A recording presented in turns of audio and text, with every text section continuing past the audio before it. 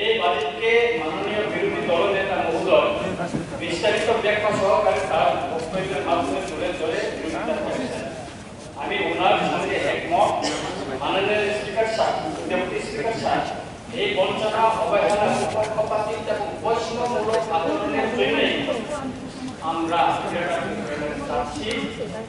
কেননা cadre recruitment কেন প্রয়োজন সেটা ব্যাখ্যা আমি আমার বক্তব্য তুলে ধরবো। আমি একজন ত্রিপুরাসা, সেই জন্য ত্রিপুরাসা এলাকা থেকে আমি নির্বাচিত হয়ে এসেছি। সেই জন্য আমি প্রথমে প্রাইভেট ওয়েলফেয়ার ডিপার্টমেন্টকে ধরবো এবং প্রাইভেট ওয়েলফেয়ার ডিপার্টমেন্টকে আমি প্রথমে আলোচনায় নিয়ে আসবো। প্রাইভেট ওয়েলফেয়ার ডিপার্টমেন্ট টিআরপি এবং পিজিটি এন্ড প্রাইভেট রিসার্চ ওইখানে 1080.64% কোটি টাকা এগুলো ধরা হয়েছে। মূল বাজেটের 3.91%। কিন্তু আমরা যদি দেখি টিটিএডিসি এলাকা এর আগে 68% ভূমি নিয়ে, এলাকা নিয়ে এটা গঠন হয়েছে। এখানে 35% মূল জনসংখ্যা বসবাস করছে। সেখানে যদি আমরা দেখি যে এই বছর 2022-23 বাজেট ছিল 619 কোটি টাকা, এই বছর তা বাড়িয়ে 652 কোটি টাকা, অর্থাৎ 2.7% ইনক্রিজ হয়েছে 33 কোটি টাকা মাত্র। আমি আপনাকে আপনার মাধ্যমে আমি বলতে চাই, এই এত এলাকার জনসংখ্যা যেটা 35% এডিসি এলাকায় বসবাস করছে, এখানে যদি এই বাজেটের ফিগার যদি আমরা দেখি 27,654 কোটি টাকা আমরা এডিসি এলাকার 68% এলাকা উন্নয়নের জন্য পেয়েছে মাত্র 652 কোটি টাকা। তার ভিতরে 580 কোটি টাকা সরকারি কর্মচারীদের বেতন এবং বিভিন্ন পেনশন দেওয়ার ক্ষেত্রে খরচ হয়ে যায়। 92,000 কোটি টাকায় মাত্র ওই এলাকার উন্নয়নের জন্য টাকা অবশিষ্ট থাকে।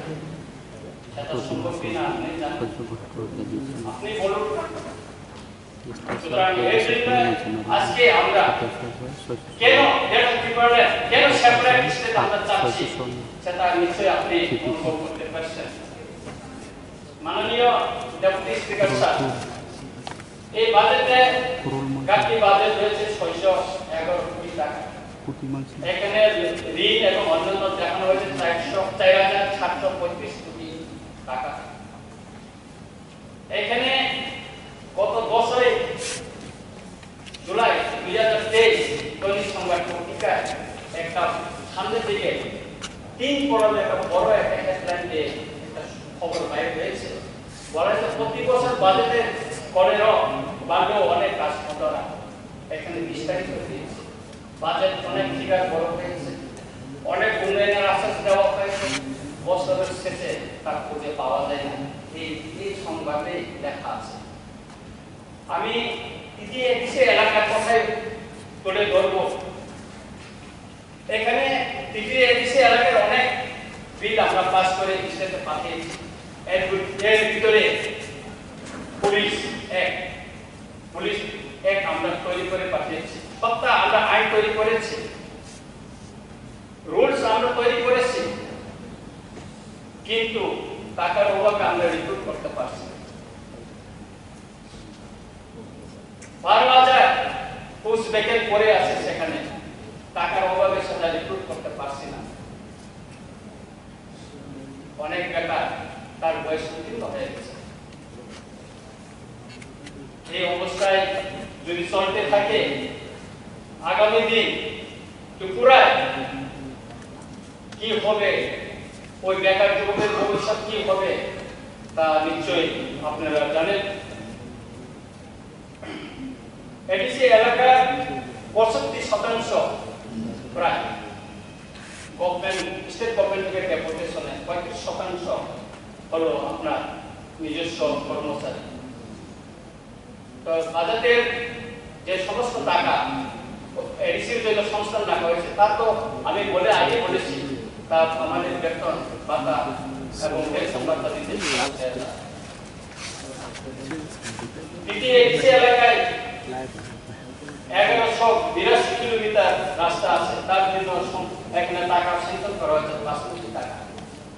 1 কিলোমিটার রাস্তা যদি এটা মেটালি কার্পেটিং করতে হয় 1 কোটি টাকার উপর চলে যায়, তাহলে এই 5 কোটি টাকায় আমরা 5 কিলোমিটার করতে পারবো। বাকি 1182 কিলোমিটার থেকে 5 কিলোমিটার যদি বাদ দেয় আর বাকি রাস্তা কি হবে? এইভাবে আমি বলবো আগরতলা যেটা মিউনিসিপ্যাল কাউন্সিলে যে বাজেট তার থেকে অনেক কম, অনেক কম, অর্ধেকের কম। এইভাবে এডিসি আজকে 40 বছর হয়েছে। সেই জন্য এডিসি এলাকায় আমরা যারা টিপ্রাসা, যাদের উপজাতি, অনেকে বলে জনজাতি, অনেকে বলে গিরিবাসী, এইভাবে আখ্যায়িত করে যাদের বসবাস করছে তাদের বাড়িতে ফিরবে না। মাননীয় ডেপুটি স্পিকার স্যার আমাদের পক্ষে একটা প্রবাদ আছে, যে সকল মাইনন্দি যে সকল ফুলমন্দি আর গুণা পুরানো পুরা। এখানে বাজেট 27,600 কোটি হলে কি হবে? এডিসির বাইকেও টিপ্রাসের উন্নয়নের জন্য এই বাজেটে 1000 কোটি টাকা পর্যন্ত এডিসি এলাকার জন্য। এইভাবে যদি থাকে টিপ্রাসারা আগামী দিন কোথায় যাবে, তাদের ভবিষ্যৎ কি হবে আপনি চিন্তা করে দেখুন। তাই এই বাজেটকে আমরা সমর্থন করতে পারছি না। আমরা এর জন্য এই বঞ্চনা, এই অবহেলা জন্য আমরা ভারতের সংবিধানের আর্টিকেল 2(3) অনুসারে আমরা গ্রেটার ত্রিপুরায় যাচ্ছি, সেপারেট যাচ্ছি। আমাদের একজন মাননীয় বিধায়ক প্রমোদ প্রিয়া বলেছেন, আপনারা কি ভারতের সংবিধানের কনস্টিটিউশন সলিউশন চান না গ্রেটার ত্রিপুরায় চান? আমি বলবো আমরা কনস্টিটিউশন সলিউশন চাই, কারণ ভারতের সংবিধানের আর্টিকেল 2 এবং 3 অনুসারে গ্রেটার ত্রিপুরায় হবে। সুতরাং আমরা সংবিধানের মাধ্যমে আমাদের সমস্যাটা সমাধান করতে চাই।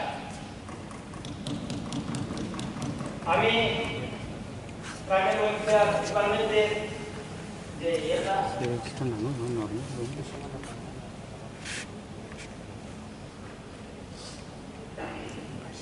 এখানে 37 নম্বরে বলা হয়েছে ডেভেলপমেন্ট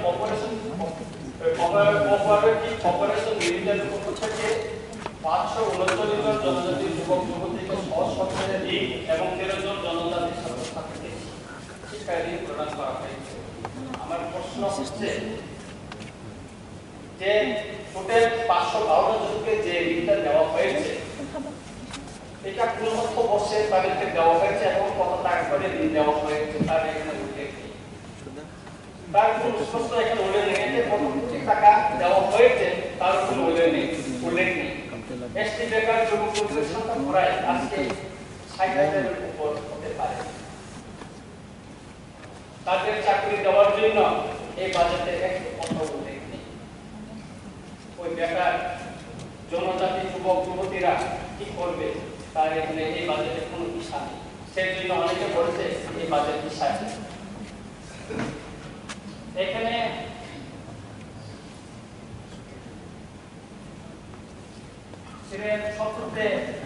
বলা হয়েছে, আমি খুব আনন্দের সহিত ঘোষণা করছি যে শিক্ষার্থীদের সুযোগ এবং পরিকাঠামোর উন্নয়নের মাধ্যমে ত্রিপুরাতে জনজাতিদের জীবনের মান উন্নয়নের জন্য বিশ্বব্যাপী Tripura rural economic growth and service delivery project প্রকল্পের জন্য 1415 কোটি টাকা 175 মিলিয়ন মার্কিন ডলার মঞ্জুর করেছে। এই প্রকল্প আগামী 5 বছরের মধ্যে শুরু হবে।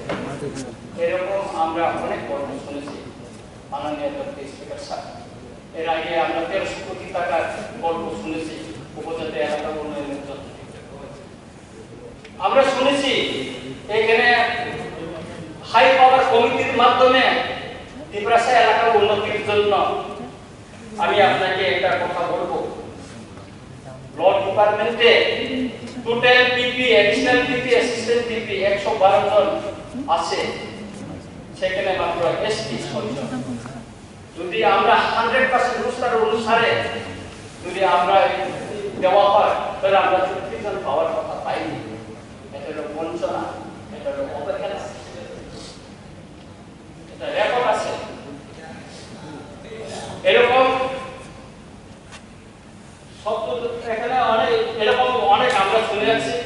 2018 থেকে 2022 পর্যন্ত কিছুই হয়নি, এরকম আমরা অনেক গল্প শুনছি। 1300 কোটি টাকার গল্প আমরা শুনছি। এটা আশ্বাস ছাড়া আর কিছুই হবে না। এই যে আসলে 70 নম্বর দিয়েছে যেটা বলছেন, এটাও আমরা বিশ্বাস করতে পারছি না, বিশ্বস্ত হতে পারছি না। এরকম আমি আরেকটা এডুকেশনের ব্যাপারে আমি তুলে ধরব আপনার কাছে। এখানে 16 নম্বরে আছে পিএমশ্রী স্কিমে মাধ্যমিক পদ্ধতিগুলোতে একটি করে মডেল স্কুল স্থাপনের প্রস্তাব রাখছি। 2023-24 অর্থ বছরে বাজেট বিদ্যালয় নির্মাণের জন্য আমি 50 কোটি টাকা ব্যয় করতে চাই। পিএমশ্রীটা একটা নতুন স্কিম হতে পারে, আমি এখানে শুনেছি, কিন্তু বিদ্যাজ্যোতি একটা পুরানো একটা স্কিম। আমার রামচন্দ্রঘাট 24 রামচন্দ্রঘাটে পদবীর ব্লকের অধীনে কিন্তু বিদ্যাজ্যোতির স্কুল নেই, ব্লকের অধীনে এখন নেই। ওই কাঞ্চনপুরে 4টা হয়েছে, ওই পেশারথলে হয়েছে, অনেক বহর বাজে শোনাচ্ছে আমাকে, কিন্তু উনি একবার পদবী ব্লকে আসুন, দেখেছেন আপনার পক্ষে আছে কিনা দেখুন, কাটিয়ে দেখুন, আপনার খুলে দেখুন।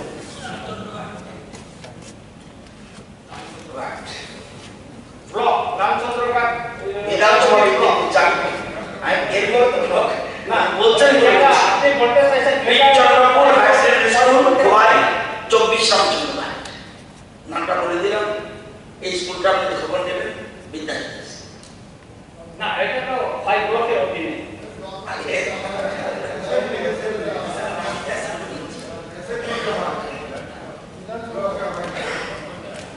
তারপর এখানে 19 নম্বরে আমি আনন্দের সঙ্গে জানাচ্ছি যে পিএমশ্রী এবং বিদ্যাজ্যোতি পরিবর্তে 4টি সরকারি বিদ্যালয়কে আধুনিকরণ করা হবে। ত্রিপুরার শিক্ষার পরিকাঠামো উন্নয়নের জন্য আগামী 5 বছরে 2000 কোটি টাকা খরচ করা হবে। আধুনিকীকরণ করাটা খুব ভালো, এর জন্য আমি ধন্যবাদ জানাচ্ছি। 2000 কোটি টাকা খরচ হবে, খুব আনন্দের বিষয়। কিন্তু আমার উপায় পদ্ধতি ব্লকের অধীনে বিদ্যাজ্যোতি স্কুল, যেটা স্কুল এখন একটা শেষ হয়নি মনে হয়। তবে আমি বলবো মাননীয় চিফ মিনিস্টারকে আমি একটা লেটার দিয়েছিলাম, বাজারবাড়ি স্কুলটা 2017 খুব করুণ অবস্থায়। আমার জীবনে আমি ওইখানে বিদায় হওয়ার পরে স্কুল আমি কখনো দেখিনি, এত পিছড়ি, এত নোংরা, জানালা কিচ্ছু নেই। আমি মেয়েদের স্কুলে পড়েছিলাম, আমি মেয়েদের স্কুলে পড়াশোনা করেছি, তারপরে মাকান্তায়, তারপরে ক্যালকাটা ইউনিভার্সিটি ত্রিপুরার ইয়েতে পড়াশোনা করেছি। এই বাজেটের 26-এ বলা হয়েছে আমি 40 কোটি টাকা দিয়ে নেতাজি সুভাষ বিদ্যালয়ে ও 77 কোটি টাকা দিয়ে মহারাজা বীরবিক্রম কলেজের নতুন সায়েন্স বিল্ডিং এবং 10 কোটি টাকা দিয়ে আগরতলা কুঞ্জবন স্থিত institute of advance study of education এর প্রতিষ্ঠানে এবং কৃষিভবন নির্মাণের প্রস্তাব রাখছি। আমি খুবই আনন্দিত এটা করার জন্য, এবং স্কুলটা উন্নতি হোক এটা আমি চাই। কিন্তু যে স্কুল হাইওয়ের উপর, সেই বাজারবাড়ি স্কুলটা মেরামতের জন্য আজ পর্যন্ত বরাদ্দ করা হয়নি, খুবই দুঃখের বিষয়। আমি চিঠি দিয়েছি এবং এই বাজেটে আমি আশা করেছিলাম যে স্কুলটা একটা বিল্ডিং করা হোক, ভালো একটা বিল্ডিং হোক, প্রথমে মেরামত করা হোক, পড়াশোনা করার মতন পরিবেশটা সেখানে সৃষ্টি হোক এবং একটা নতুন বিল্ডিং সেখানে হোক, সেটা আমি চেয়েছিলাম, কিন্তু এই বাজেটে সেটা উল্লেখ করা হয়। মাননীয় ডেপুটি স্পিকার স্যার, 10,323 কথা আমি একটু উল্লেখ করব। আজকে গ্রাম পাহাড়ের শিক্ষকের যে অভাব, সাবজেক্ট টিচারের যে অভাব, তা বলে শেষ করা যায় না। আমি শুধু একটা উদাহরণ বলি, আমপুরা এসএসসি স্কুল ক্লাস 12 স্কুল, একজন ইংলিশ মিডিয়াম টিচার ছিল, ওনাকে ডেপুটেশনে এখন ডিএম অফিসে নিয়ে গেছে। কোথায় দেখা হয়েছে? সেখানে আডার কার্ডের কাজ করার জন্য ওনাকে নিয়ে গেছে। ওখানে মিস্ট্রেস আমার সঙ্গে দেখা করলেন, সাগরিকা বর্মা, উনি আগরতলা বাসিন্দা। উনি বললেন, স্যার আমার স্কুলে তো একজন ইংলিশ টিচার ছিল, ওনাকে ওই ডিএম অফিসে নিয়ে গেছে, এখন আমার স্কুলে কোনো টিচার না, ইংলিশ টিচার নেই, আমি কি করে চলবো? 6-7 রতনপুর হায়ার সেকেন্ডারি স্কুলে সেখানে হেডমাস্টার নাই, চলতে পারে না, স্কুলটা ভালোভাবে চলছে না, খুব অবস্থায়। রেখা দিয়ে আমি সাফা করে এসেছি, সেটা স্কুলগুলি এত ময়লা ছিল, আমি রেখা দিয়ে ওইখানে যে বিএসসি চেয়ারম্যান অনুরোধ করেছে, আপনি রেখা দিয়ে স্কুলটা একটু ময়লা টয়লাগুলো ফেলে কি বিভৎস অবস্থা আমি যখন বিচিত্রে যাই। এইভাবে আমার বিধানসভা কেন্দ্রে 6টি হায়ার সেকেন্ডারি স্কুল আছে, সেটা হলো বীরেন্দ্রনগর, যেটা হাটকাটা, রতনপুর, আমপুরা, বাইজানবাড়ি, তারপরে বড় ময়দান, তারপরে গোরামতিলা। এই 6টা হায়ার সেকেন্ডারি স্কুলকে নিয়ে যাতে ওই ছাত্ররা এখন ওয়াই কলেজে গিয়ে পড়াশোনা করতে হয়, আমি দাবি করেছিলাম, আমি প্রশ্ন দিয়েছি, এবার বিধানসভাতে আমার প্রশ্নটা উত্থাপন করার আমি সুযোগ পাইনি, কিন্তু আমি উত্তর পেয়েছি সেখানে যে রামচন্দ্রঘাট এলাকায় একটা কলেজ খোলার জন্য সরকারের কোনো পরিকল্পনা নেই। এটা কি বঞ্চনা না? এটা কি ত্রিপুরাশা এলাকা বলে অবহেলা করা হবে না?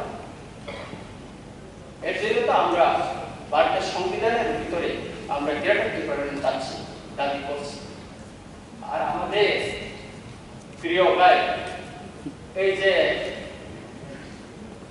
হমুলাল চাকমা, উনি বলেছেন গ্রেটার ত্রিপুরা কোনোদিন পাবে না। আমরা তো সমুলার কাছে গ্রেটার ত্রিপুরার দাবি করিনি, বা ত্রিপুরা গঠনের কাছে দাবি করিনি, আমরা গঠন অফ ইন্ডিয়ার কাছে দাবি করি। সুতরাং এগুলি বলে হাসির চিৎকারি করে কোনো লাভ নাই। আর একটা মজার কথা, আমরা 6 মাসের জন্য এডিসির বাবা পেয়েছিলাম, স্যার 6 মাসের জন্য, তখন উনি এডিসির বাবা নাই, কিন্তু এডিসি বাবা পেয়েও আমরা এডিসিকে উন্নতি করতে পারলাম না। এডিসি বাবা পেয়েও আমাদের বাজেটটা ওই পরিমাণে আছে, আর বৃদ্ধি হয়নি। এখন এডিসি বাবা নাই।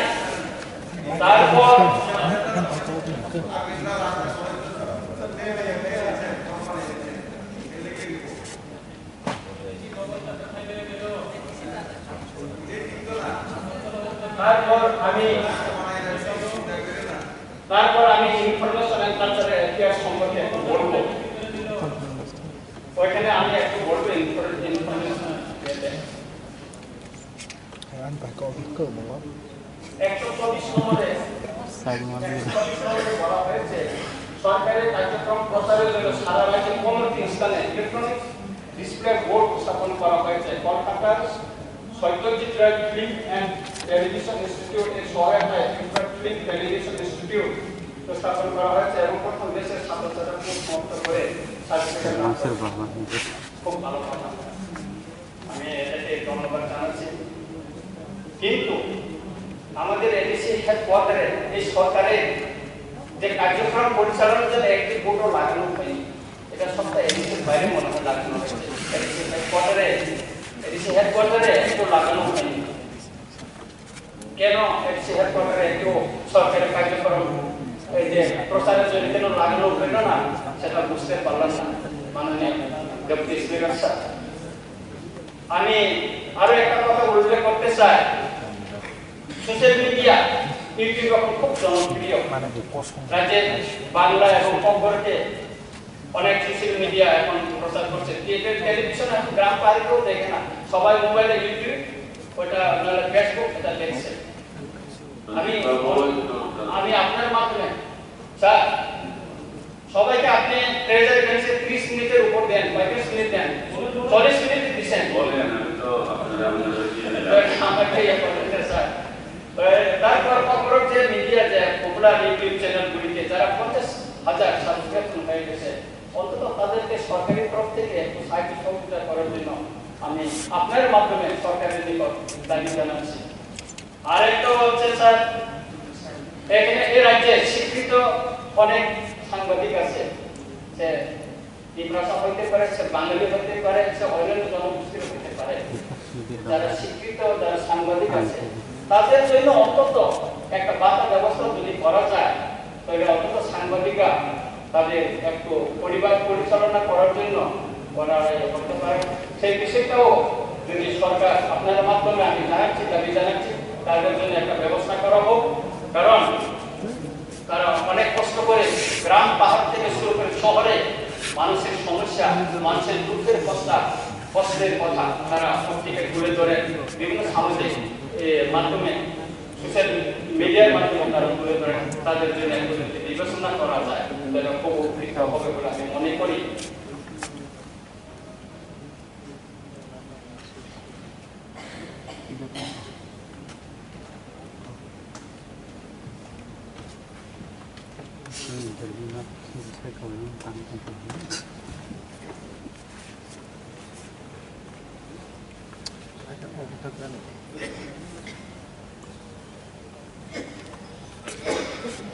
আমি হেলথ সার্ভিসের মানে স্বাস্থ্য পরিষেবার সম্পর্কে কিছু বলতে চাই।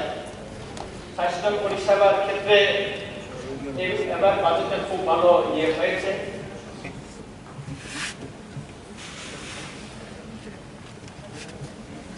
2023-24 অর্থ বছরে